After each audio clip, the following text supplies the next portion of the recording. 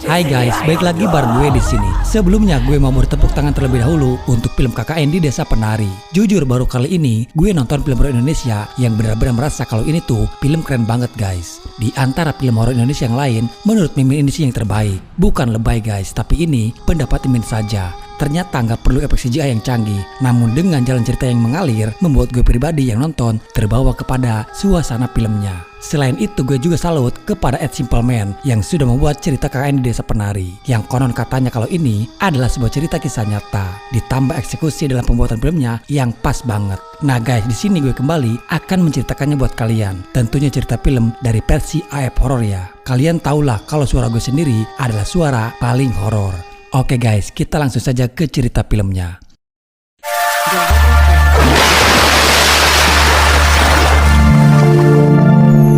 Di sebuah pedesaan terpencil di Tanah Jawa, tahun 2009 dengan tempat kejadian yang disamarkan. Saat itu Nur bersama Ayu dan juga kakaknya Ayu berhenti di persimpangan jalan. Nur yang turun terlebih dahulu sempat melihat ada seorang kakek-kakek. Nur yang merasa terheran dengan tatapan si kakek yang terus saja menatap tajam kepada dirinya. Saat itu Ayu melihat Nur yang malah bengong lalu menegurnya. Mereka bertiga akan menuju ke sebuah desa terpencil yang dimana desa tersebut berada di tengah-tengah hutan. Dan untuk menuju ke tempat tujuan hanya bisa dilalui dengan jalan setapak atau bisa juga dengan menggunakan sepeda motor. Nur yang masih penasaran sempat melihat ke arah si kakek tadi berada. Namun ternyata si kakek itu sudah tidak ada lagi di sana. Tujuan mereka bertiga ke desa itu hanya untuk sekedar melihat dan meminta izin kepada kepala desa di sana untuk melakukan kegiatan KKN di desa tersebut. Singkatnya sampailah mereka ke tempat tujuan yang ternyata kedatangan mereka sudah ditunggu oleh Pak Prabu sebagai kepala desa di sana. Pak Prabu sendiri dengan kakaknya Ayu sudah saling kenal. Setelah memperkenalkan diri, Pak Prabu lalu mengajak mereka ke rumah. Nur yang baru pertama kali datang ke desa tersebut seperti orang kebingungan. Bagi Nur sendiri, auranya terasa berbeda karena memang di sana banyak ditemukan sesajen yang disimpan hampir di setiap tempat. Mengetahui maksud dan tujuan mereka datang ke sana, sebenarnya Pak Prabu sendiri awalnya tidak memberikan izin untuk para mahasiswa melakukan kegiatan KKN di desanya. Namun saat itu Ayu langsung berbicara kepada Pak Prabu, memohon untuk mengizinkan mereka melakukan KKN. Karena kedatangan mereka justru akan membantu warga di sekitar daerah tersebut. Bukan tanpa alasan Pak Prabu melarang mereka untuk melakukan kegiatan. Pak Prabu sebagai kepala desa tahu betul kondisi keadaan di desanya. Tapi dengan penuh pertimbangan, apalagi Ayu juga sudah berjanji tidak akan membuat masalah. Dan akhirnya Pak Prabu pun mengizinkan mereka untuk melakukan kegiatan KKN di sana. Pak Prabu lalu mengajak mereka memperlihatkan beberapa tempat bersejarah. Sebuah kolam yang dimana dulunya itu adalah tempat para penari mandi. Namun kini para penari sudah tidak ada lagi. Warga merubah kolam tersebut menjadi sumber air untuk kebutuhan warga sekitar. Di saat mereka sedang berdiskusi, lagi-lagi Nur merasa ada yang aneh pada dirinya. Pundak Nur yang terasa berat seperti ada beban yang menimpa dirinya. Dan tiba-tiba Nur melihat ada sesosok makhluk aneh di balik pepohonan. Beberapa minggu kemudian, mereka kembali dengan membawa rombongan para mahasiswa lainnya. Selain Nur dan Ayu, mereka adalah Bima, Widya, Wahyu, dan Anton. Mereka berenam yang akan melakukan KKN di Desa Penari. Untuk menuju ke tempat tujuan, mereka menggunakan sepeda motor.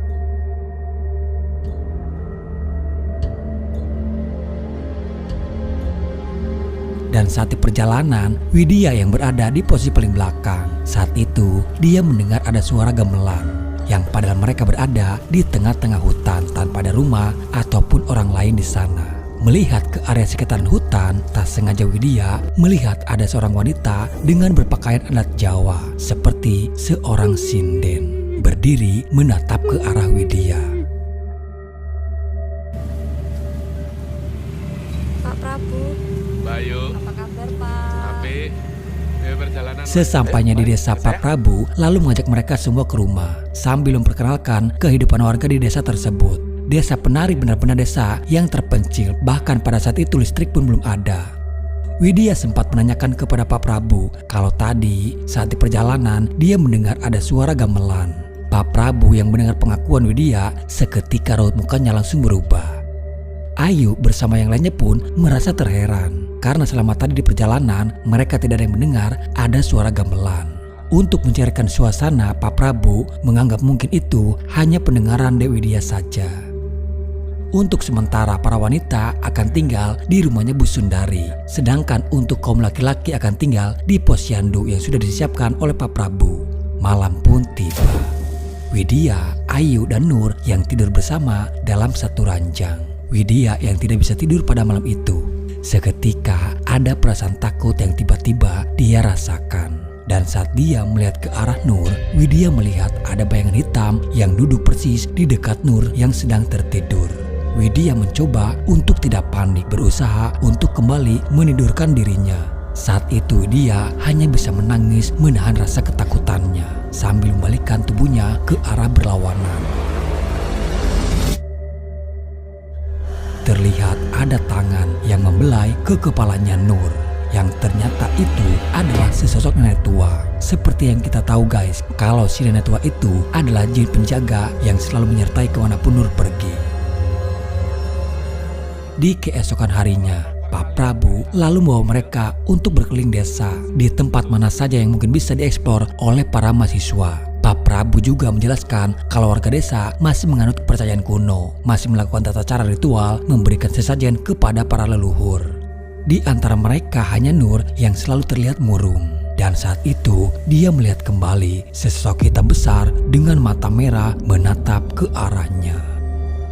Desa Penari memang salah satu desa paling aneh guys. Setiap kuburan di sana batu nisannya yang ditutupi oleh kain hitam.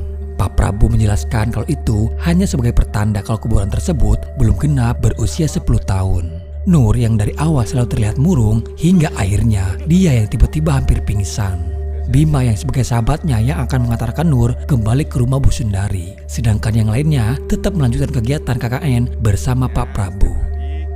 Di salah satu penghujung desa, Widya melihat ada sebuah gapura. Pak Prabu menjelaskan kalau gapura itu sebagai pembatas antara warga desa dan jalan menuju ke hutan. Di sini Pak Prabu sangat mewanti-wanti kepada mereka semuanya agar mereka tidak mendekati gapura tersebut, apalagi jika sampai nekat masuk ke dalam hutan. Karena di dalam hutan itu ada sebuah tempat sakral. Warga setempat menyebutnya Tapak Tilas, dan itu bukan wilayah bagi warga desa. Nur yang tiba-tiba berada di dalam hutan. Dia melihat sosok genderuwo yang belakangan ini selalu menampakkan diri kepadanya. Dia terus berusaha berlari untuk menghindar. Namun ternyata itu hanyalah sebuah mimpi buruk saja. Dalam perbincangan mereka di meja makan, ternyata diketahui kalau Ayu ini ada perasaan suka terhadap Bima. Terang-terangan Ayu menanyakan kepada Nur soal Bima apakah dia masih jomblo. Itulah salah satu alasan kenapa Ayu memilih proker berdua saja bersama Bima tadi siang. Pagi itu Nur dan Widya yang akan mandi karena memang rumah warga di sana kamar mandinya yang terpisah sendiri. Mereka yang melihat kamar mandinya sedikit agak ragu. Mereka pun bergantian saling menjaga. Nur terlebih dahulu yang akan mandi. Di dalam lagi-lagi sesosok penampakan itu terus saja mengikuti Nur kemanapun dia pergi. Nur yang merasa ada firasat buruk, dia memutuskan untuk tidak jadi mandi. Namun pintu itu yang kini tiba-tiba saja tidak bisa dibuka. Widya yang berada di luar sama sekali tidak mendengar Nur yang meminta tolong. Widya justru malah mendengar ada suara gamelan itu di dalam kamar mandi. Nur yang masih berusaha, tapi upaya dia untuk membuka pintu sepertinya sia-sia. Nur yang tidak mau melihat apa yang ada di hadapannya. Dia hanya bisa menutup mata, terduduk lemas sambil berdoa meminta perlindungan.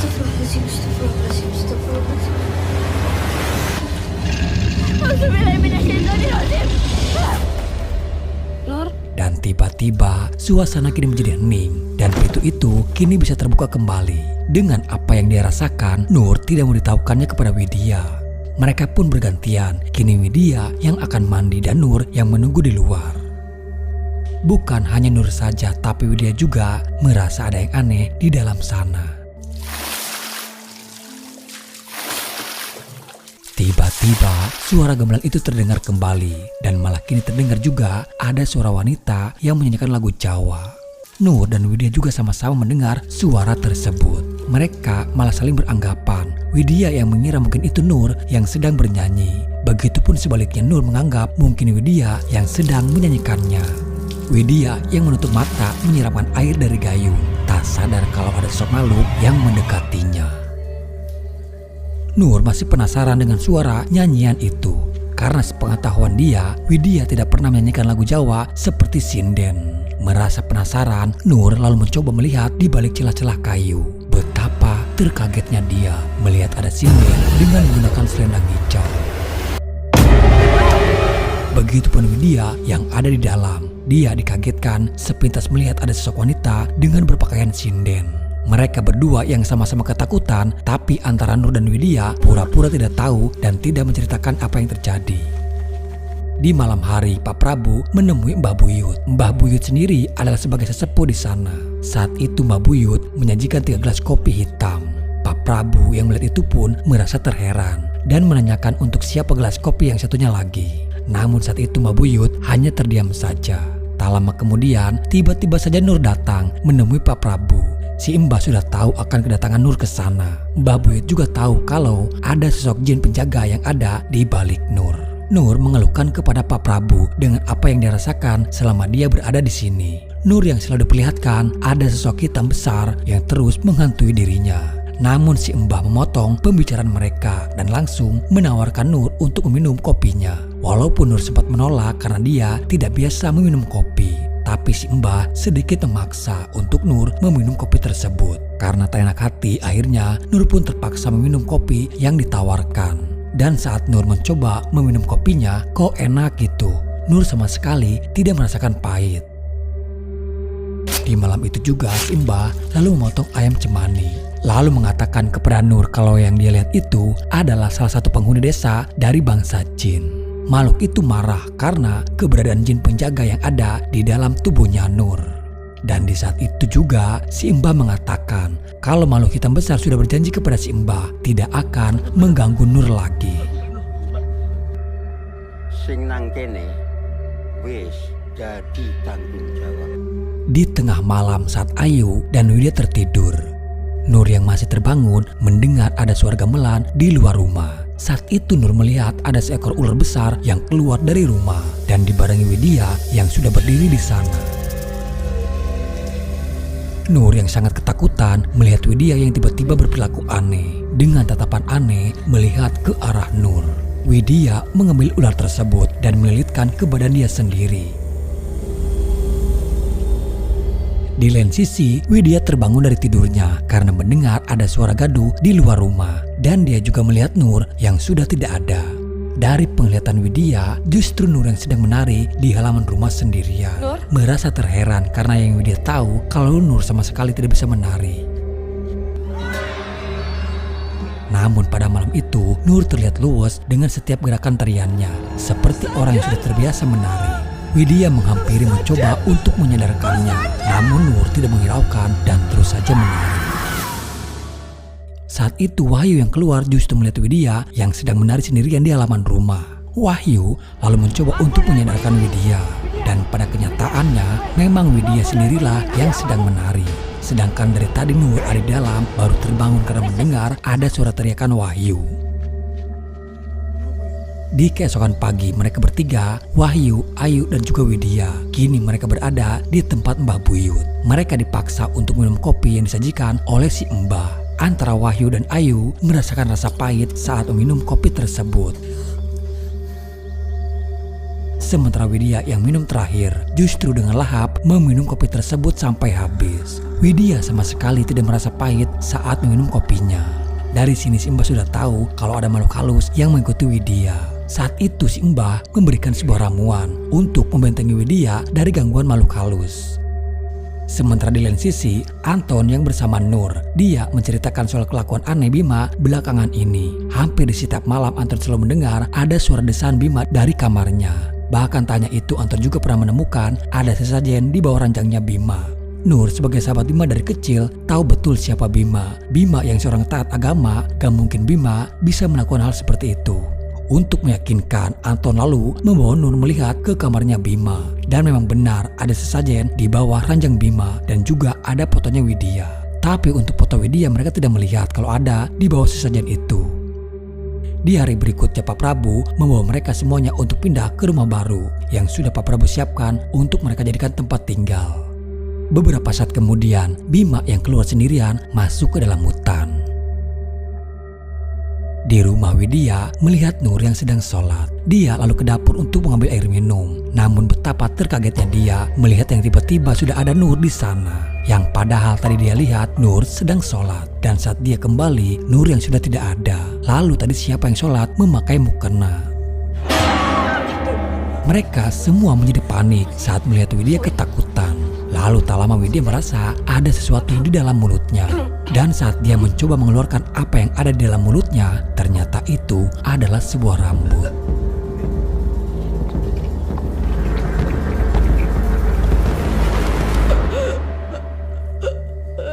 Wit, kok niku disantet, Wit?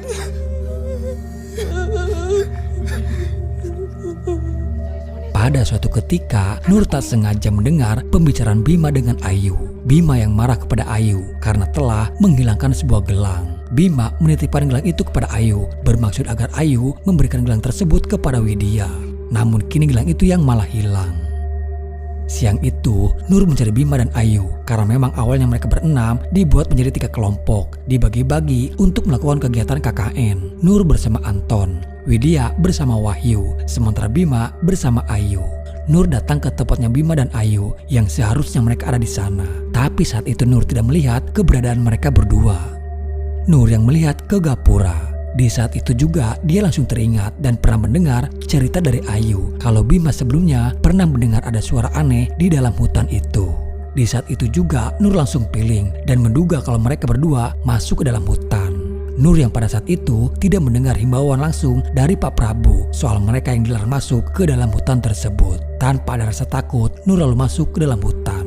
Dan benar saja Bima dan Ayu yang kini berada di sebuah gubuk, di mana di sana ada kolam tempat untuk pemandian.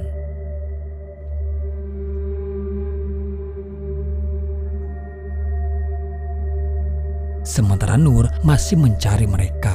Di sana dia menemukan ada sebuah tempat yang sudah tak terurus. Terlihat banyak alat musik gamelan yang dibiarkan begitu saja. Tak jauh dari sana, Nur melihat ada sebuah gubuk. Merasa curiga dengan keberadaan gubuk itu, dia lalu menghampirinya. Tak lama kemudian, keluarlah Bima bersama Ayu. Mereka yang sudah melakukan mantap-mantap di gubuk tersebut. Malu sekaligus merasa berdosa dengan apa yang sudah mereka lakukan di sana. Widya bersama Wahyu yang pergi ke pasar berbelanja untuk kebutuhan mereka selama tinggal di desa. Sempat mengobrol dengan salah satu pedagang. Pedagang itu yang mengetahui mereka berdua tinggal di desa yang ada di tengah-tengah hutan. Karena hari sudah menjelang sore, si pedagang menyarankan lebih baik mereka menginap di hotel saja dan kembali pulang nanti pagi. Karena sangat berbahaya jika mereka sampai terjebak malam-malam di tengah hutan. Warga sekitar juga tidak ada yang berani melewati hutan itu pada saat malam hari. Tapi karena tidak mungkin Wahyu dan Widya menginap di hotel, mereka pun memilih untuk pulang saja. Ya sudah, jika mereka memaksakan pulang, si pedagang hanya memberitahukan saja agar mereka untuk selalu waspada dan selalu berdoa. Si pedagang juga berpesan jika mereka melihat ada sesuatu di tengah jalan, jangan sesekali pernah tergoda dan ikut ajakan mereka. Perjalanan dari jalan raya untuk masuk ke desa memang jauh guys. Dengan menggunakan sepeda motor saja, mereka harus menempuh perjalanan selama 1,5 jam. Sialnya mereka yang harus terjebak gelap di dalam hutan. Dan hal yang tidak mereka inginkan pun terjadi. Motornya yang tiba-tiba malah mati. Tak jauh dari sana, mereka melihat ada kakek tua yang hanya terduduk saja. Awalnya Wahyu dan Widya sempat ragu dengan keberadaan si kakek tua itu. Mereka lalu mencoba mendekatinya. Tapi ternyata si kakek itu yang baik hati dan akan membantu mereka. Kakek tua itu berkata, sambil menunggu motor diperbaiki, mari mampir dulu. Kebetulan di desa mereka sedang ada hajatan. Wahyu sama sekali tidak curiga dengan keberadaan si kakek. Dan mereka juga lupa pesan dari si pedagang untuk tidak tergoda apapun yang mereka temui di dalam hutan. Saat itu Wahyu dan Widya melihat ada sebuah pesta yang sangat meriah, di mana suara musik gamelan dan orang-orang menari bersama dengan para sinden. Tak lama kemudian, keluarlah satu sinden paling cantik menari di depan mereka dan menatap tajam ke arah Widya. Widya membuang muka tidak berani untuk menatap kepada si sinden itu. Widya merasa sangat ketakutan memaksa Wahyu untuk segera pergi dari sana. Lalu si kakek itu datang dan mengatakan kalau motornya kini sudah selesai diperbaiki. Si kakek yang baik hati lalu menyuruh Wahyu untuk dibungkus saja jika makanannya masih kurang. Wahyu seperti orang kesurupan mengambil semua makanan yang ada di meja.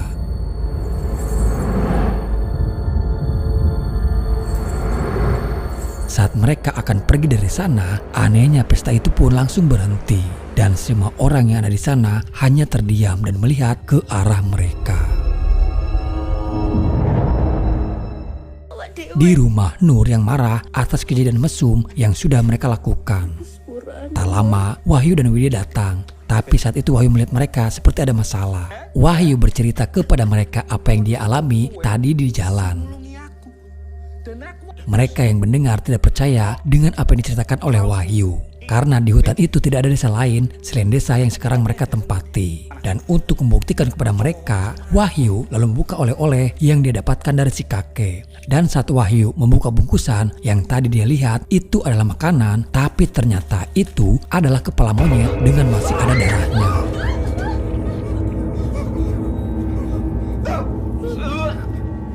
Kecurigaan Nur kepada Ayu dan Bima membuat Nur mencari tahu apa isi yang ada di dalam tasnya Ayu. Di dalam tas itu Nur menemukan ada sebuah selendang hijau. Dan beberapa saat kemudian Nur mendengar ada suara seseorang dari arah luar. Dari balik bayangan seperti sinden. Tapi setelah dia masuk ternyata itu adalah Widya. Seperti yang kita tahu guys, kalau dia adalah Badarawuhi yang menyerupai Widya. Dia mengancam kepada Nur untuk tidak ikut campur dengan urusan Ayu dan Bima. Dan jika Nur berani ikut campur, Badarawuhi tak akan segan-segan untuk melukai Nur. Walaupun sebenarnya Nur sendiri tidak paham dengan apa yang dimaksud oleh Badarawuhi. Di sini Badarawuhi masih menghormati sesosok jin penjaga yang ada di belakang Nur.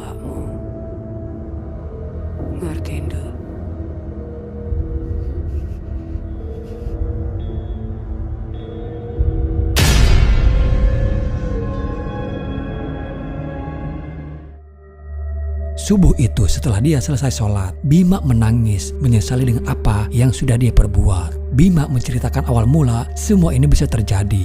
Bima dimimpikan melihat Widya yang diselimuti oleh ular.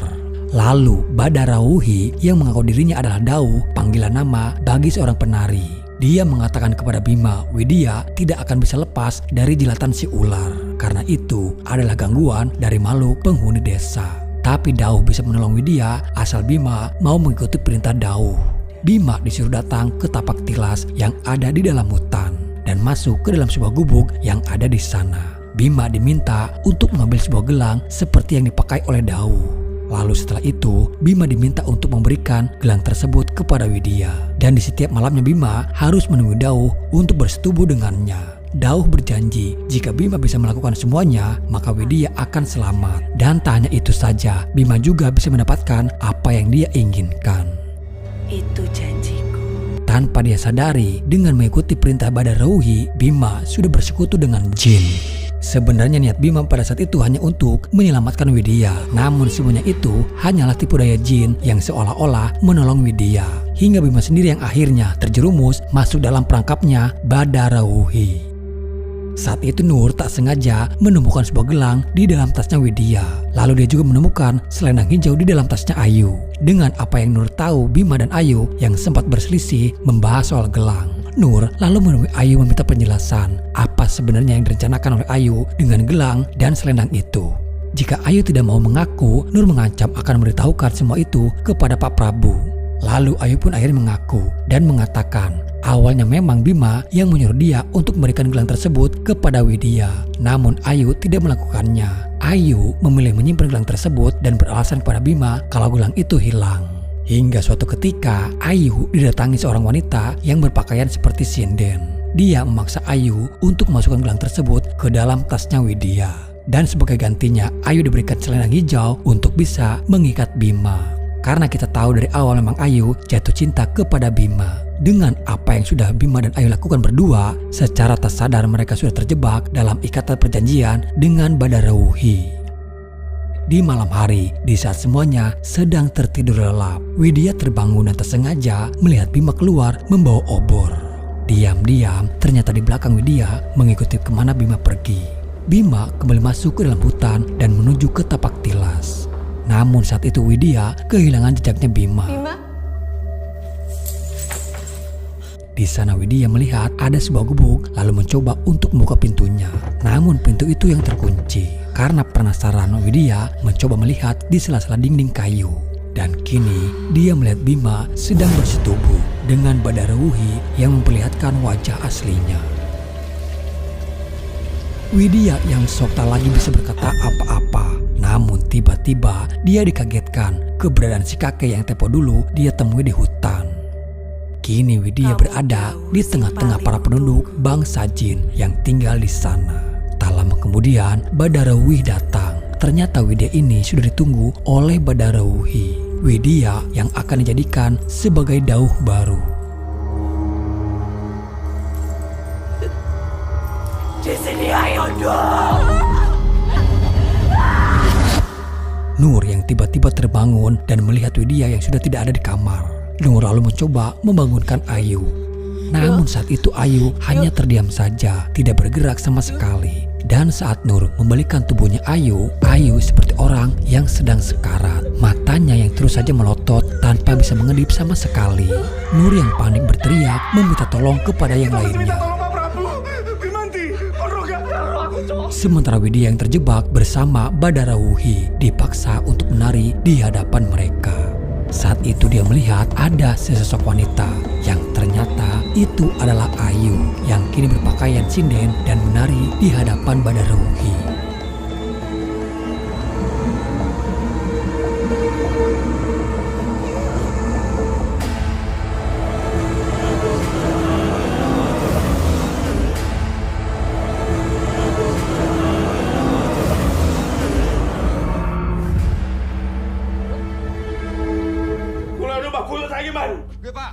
Nur memberitahukan kepada Pak Prabu soal selendang hijau dan sebuah gelang. Dan dia juga memberitahukan kalau Bima dan Ayu pernah masuk ke dalam hutan dan menemukan tapak tilas. Pak Prabu yang mendengar dan melihat itu pun merasa sudah hilang harapan. Karena apa yang mereka lakukan sudah kesalahan yang sangat fatal. Sing jenenge jauh. Tapi saya mohon tolong Bima karo Ayu, Pak. Goblok kok, Nur. Kok baru cerita sih, Nur? Jancuk. Iso-iso hari iku mencuri desa orang juga. Para warga dikerahkan masuk ke dalam hutan untuk mencari Bima.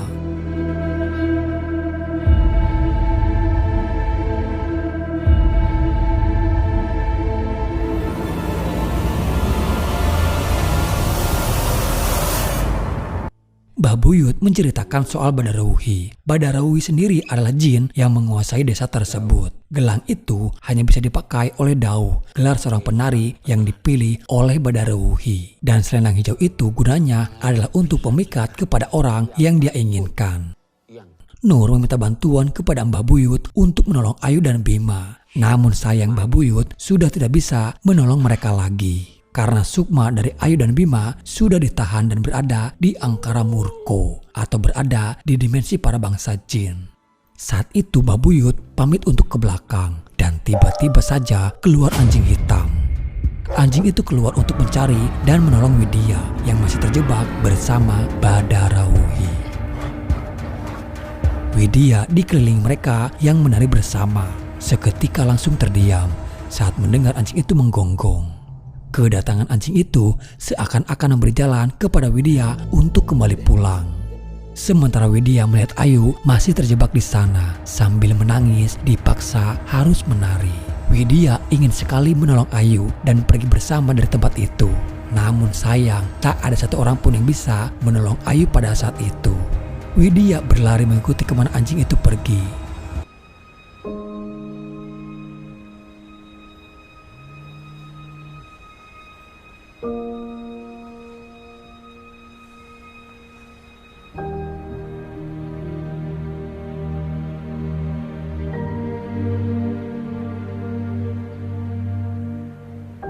Tak lama kemudian Bima pun yang akhirnya ditemukan. Namun dengan kondisinya yang sudah sangat mengkhawatirkan. Antara Ayu dan Bima mengalami hal yang sama. Mata mereka yang terus melotot tanpa bisa mengedip sama sekali.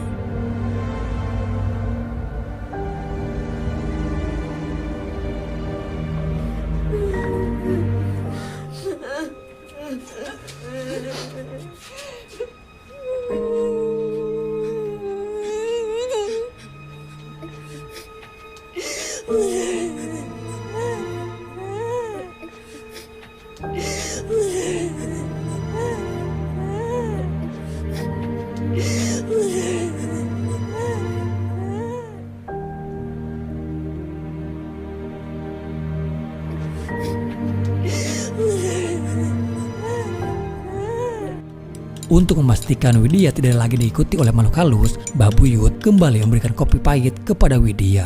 Dan akhirnya Widya kembali normal dengan merasakan kopinya yang terasa pahit.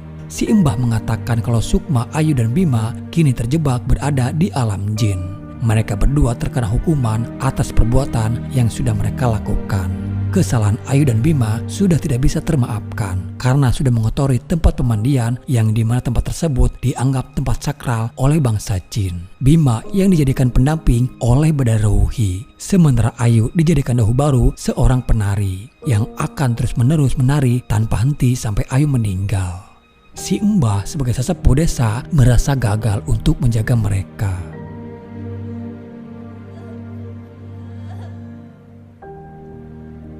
Sejarah dari desa itu terdahulu terbilang sangat kejam, di mana mereka masih sangat percaya kepada mitos dan bisikan-bisikan setan yang mengatakan jika warga ingin terhindar dari mara bahaya, mereka harus menumbalkan anak-anak mereka sendiri. Batu nisan yang dililit kain hitam adalah tanda anak-anak mereka yang sudah dikorbankan. Itulah alasan kenapa di desa tersebut tidak ada anak kecil. Sementara sanggar di tapak kelas itu dulunya adalah untuk pagelaran tarian yang dipersembahkan kepada makhluk halus. Dengan kejadian yang menimpa kepada Ayu dan Bima menjadi tamparan keras bagi mereka semuanya. Pak Prabu sebagai kepala desa merasa gagal menjaga keamanan di desanya sendiri. Sedangkan Nur sebagai mahasiswa yang harusnya bisa membantu warga untuk bisa lebih baik, namun mereka malah menyanyiakan kepercayaan yang sudah diberikan. Mereka berempat meninggalkan desa dengan penuh rasa bersalah. Bima meninggal 4 hari kemudian setelah kepulangan mereka, dan disusul Ayu yang meninggal 3 bulan kemudian. Dan itulah terakhir kalinya Nur bertemu dengan Mbah Buyut dan juga Pak Prabu. Hingga sampai sekarang mereka tak pernah datang lagi ke sana. Dan untuk menghormati mendiang Bima dan Ayu, dalam wawancara kepada Ed Simpleman, Widya meminta untuk disamarkan semua yang terlibat, termasuk tempat kejadian perkara. Dan di sini akhirnya film pun selesai. Menurut kalian ini beneran kisah nyata gak sih guys? Yang tahu detailnya coba komen ya guys, kita sharing. Film ini keren.